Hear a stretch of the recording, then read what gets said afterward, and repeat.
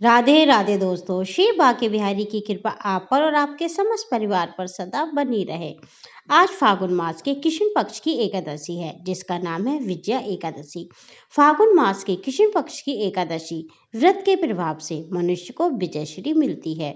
इस विजय एकादशी के महात्म्य के श्रवण व वाचन से समस्त पापों का अंत होता है।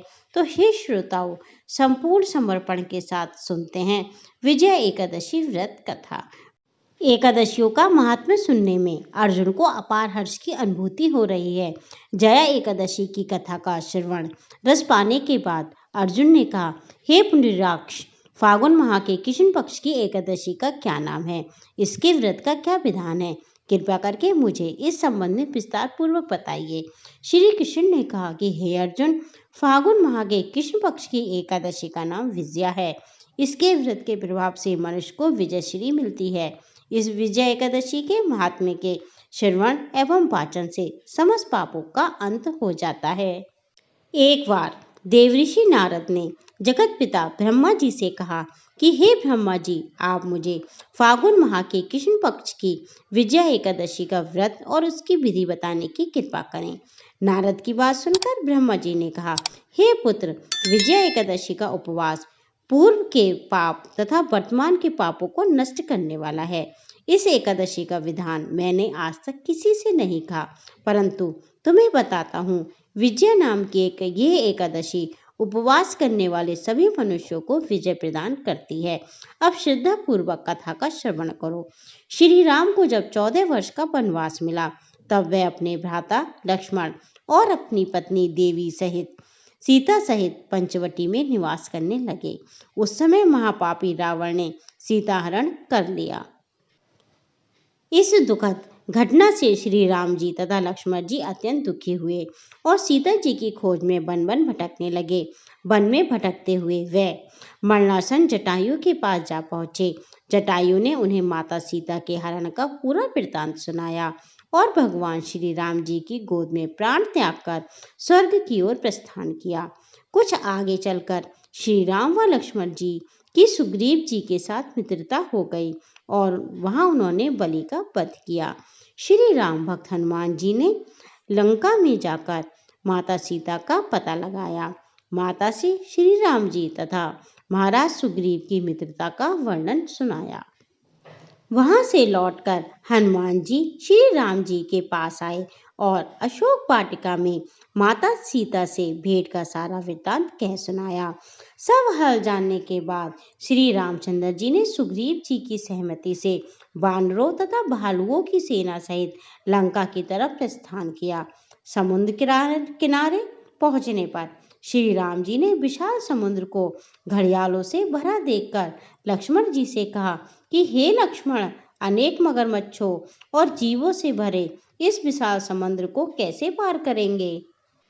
प्रभु श्री राम जी की बात सुनकर लक्ष्मण जी ने कहा, भ्राताश्री, आप पुराण पुरुषोत्तम आदि पुरुष हैं। आपसे कुछ भी अदृश्य नहीं है।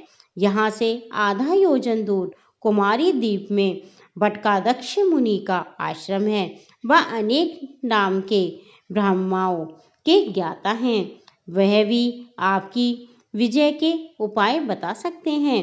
अपने छोटे भाई लक्ष्मण जी के वचनों को सुनकर श्री राम जी बगदालभ्य ऋषि के आश्रम में गए और उन्हें प्रणाम करके एक और बैठ गए।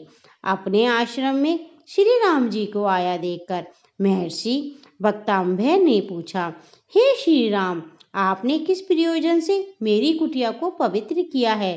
कृपा करके अपना प्रयोजन कहें प्रभु। मुनि के मधुर वचनों को सुन श्री राम जी ने कहा, हे ऋषिवर, मैं सेना सहित यहाँ आया हूँ। मैं राक्षस राज रावण को जीतने की इच्छा से लंका जा रहा हूँ। कृपा करके आप समुद्र को पार करने का कोई उपाय बताए, जिससे मैं समुद्र को बिना विघ्न के पार कर सकूं। आपके पास आने का मेरा यही प्रयोजन है। महर्षि बगदालभ्य ने कहा, हे राम, मैं आपको एक अति उत्तम व्रत बतलाता हूँ, जिसके करने से आपको विजयश्री अवश्य ही प्राप्त होगी। राम जी बोले, ये कैसा व्रत है मुनि श्रेष्ठ, जिसे करने से समस्त क्षेत्रों में विजय की प्राप्ति होती है। जिज्ञासु हो श्री राम जी ने पूछा। इस पर महर्षि बगदालम्भे ने कहा, हे श्री राम, फागुन माह के कृष्ण पक्ष की विजया एकादशी का उपवास करने से आप अवश्य ही समुद्र को पार कर लेंगे और युद्ध में भी आपकी विजय होगी। हे मर्यादा पुरुषोत्तम, इस उपवास के लिए दशमी के दिन स्वर्ण, चांदी, तांबे या मिट्टी का एक कलश बनाएं। उस कलश को जल से भरकर तथा उस पर पंचपल्लव रखकर उसे वेदिका पर स्थापित करें।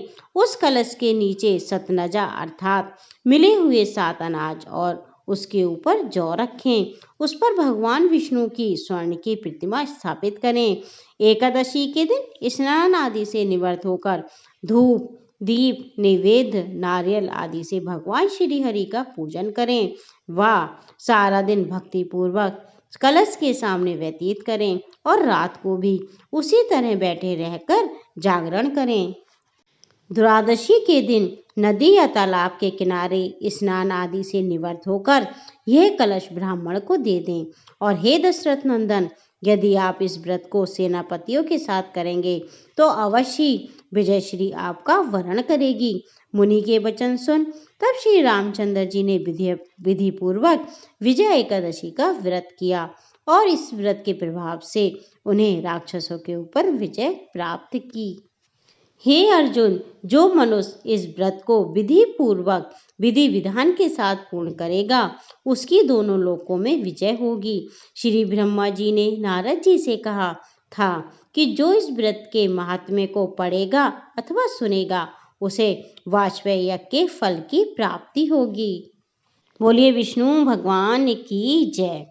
भगवान विष्णु का किसी भी रूप में पूजन मानव मात्र की समस्त मनोकामनाएं पूर्ण करता है। हालांकि श्री राम स्वयं विष्णु के अवतार थे, अपितु अपनी लीलाओं के चलते प्राणियों को सन्मार्ग दिखाने के लिए उन्होंने विष्णु भगवान के निमित्त इस व्रत को किया। विजय की इच्छा रखने वाला इस उपवास को करके अनंत फल का भागी बन सकता है। बोलिए विष्णु भगवान की जय। माता लक्ष्मी की जय। तो ये थी विजय एकादशी की संपूर्ण व्रत कथा। आगे भी हम इसी प्रकार व्रत कथाएं और त्योहारों से संबंधित जानकारी इस चैनल पर आपको देते रहेंगे।